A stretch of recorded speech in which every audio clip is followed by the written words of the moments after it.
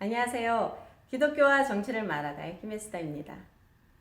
오늘은 부자에게서 재물을 빼앗아 가난한 자들에게 나누어 주는 것이 정부에 합당한 업무인가를 살펴보려고 합니다. 여러분은 과연 어떤 사람이 가지고 있는 수입이나 재산을 빼앗아서 다른 사람들에게 나누어 줌으로써 부의 균등을 이루어가는 것이 정부의 정책이 되어야 한다고 생각하십니까? 먼저 이 질문에 답을 하기 전에 우리는 정부가 가난한 사람들에게 기본적인 의식주를 지원하는 복지 정책을 반드시 행해야 한다는 것을 인정해야 합니다. 또한 사람들에게 생계를 위한 직업의 어떤 특정 기술이나 교육 등을 제공하는 것도 정부가 해야 할 일일 것입니다. 이런 기본적인 의식주와 교육을 제공하기 위해서 정부는 모든 사람들에게서 거둔 세금으로 가난한 사람들을 지원하는 것은 분명 합당할 것입니다.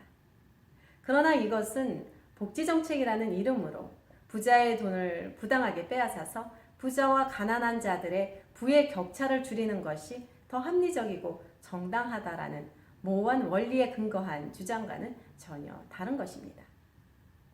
정부가 기본적으로 제공해야 하는 것들을 제외하고 어떤 정책을 통해서 부자의 것을 빼앗아 가난한 자들에게 나누어 줘야 한다는 것은 성경 어디에서도 지지를 받을 수 없기 때문입니다. 사회에서 빈부의 차이를 동등하게 만드는 권한이나 책임을 정부는 전혀 가지고 있지 않습니다. 만약 그렇게 한다면 경제와 사회에는 심각한 해로움이 나타나게 될 것입니다. 자유주의 국가에서는 정부가 부를 빼앗지 않는다면 모든 사람들이 버는 수입의 양은 다양할 수밖에 없습니다. 모든 사람들은 다른 달란트, 다른 능력, 다른 취미, 다른 소질 등을 가지고 있기 때문입니다. 아주 적은 소수만이 아주 특별한 재능이나 소질을 가지기도 하죠. 이런 특별한 소수의 사람들은 능숙한 외과 의사가 될 수도 있고 프로운동 선수가 될 수도 있고 소설가나 놀라운 컴퓨터 소프트웨어의 발명가 혹은 대기업의 경영인들이 될 수 있을 것입니다. 그들은 이런 소질들을 통해서 높은 수입을 가지게 되겠죠. 그래서 정부의 간섭이 없으면 어떤 사람은 부유해서 많은 수입을 가지게 되고 상대적으로 어떤 사람들은 가난하게 살 수밖에 없습니다. 사람들이 각자 하는 일에 따라서 정당하게 지불이 된다면 이런 차이점은 불가피한 것이죠. 예전에 어떤 연구소에서 시험적으로 다음과 같은 실험을 해보았습니다. 어떤 도시에 사는 각 개인들에게 만불을 분배해 주었습니다. 몇 달이 지난 다음에 그들이 그 돈을 어떻게 사용했는가에 대해 조사한 결과 어떤 사람은 그 돈을 가지고 더 생산적인 일에 투자를 하였고 어떤 사람은 미래를 위해서 저축을 하였고 또 어떤 사람들은 그 돈을 모두 낭비한 것으로 나타났습니다. 그리고 몇 달이 지나자 그 도시에 있는 사람들 사이에서는 다시 경제적인 불균등이 시작되었죠.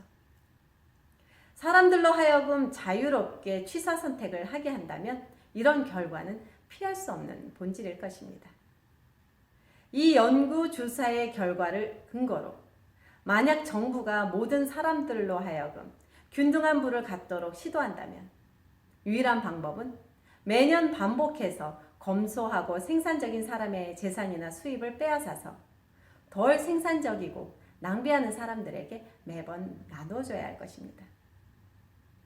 다시 말해서 소유의 균등함을 유지하기 위해서는 부지런하고 좋은 습관을 가진 사람들에게서는 돈을 빼앗는 처벌을 행해야 하고 게으르고 낭비적인 나쁜 습관을 가지고 있는 사람들에게 반복적으로 보상하는 정책을 정부는 펴야 할 것입니다.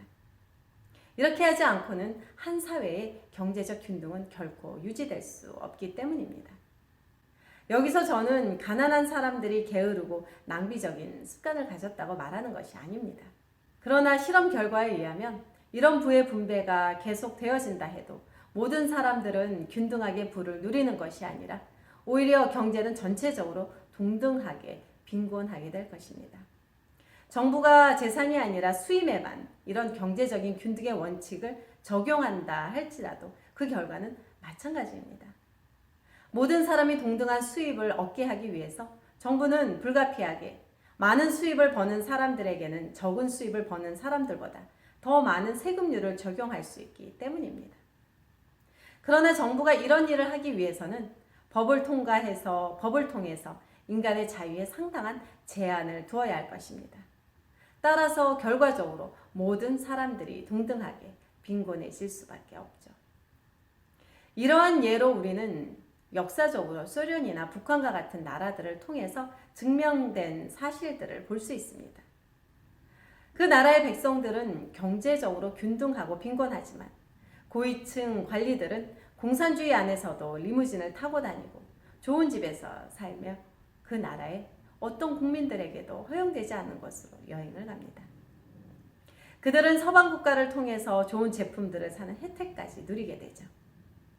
결론적으로 나라의 경제적인 불균등을 없애려고 할 때 고위 권력층들은 그만큼 더 큰 혜택을 누림으로써 다른 면에서는 불균등이 자연적으로 발생하는 것을 우리는 보게 됩니다. 이처럼 정부를 통해서 백성들이 경제적인 균등함을 가질 때 오히려 정치적인 권력을 가지고 있는 사람들은 많은 혜택을 받게 됨으로써 나라 전체가 균등해질 수 없다는 것을 알 수 있을 것입니다.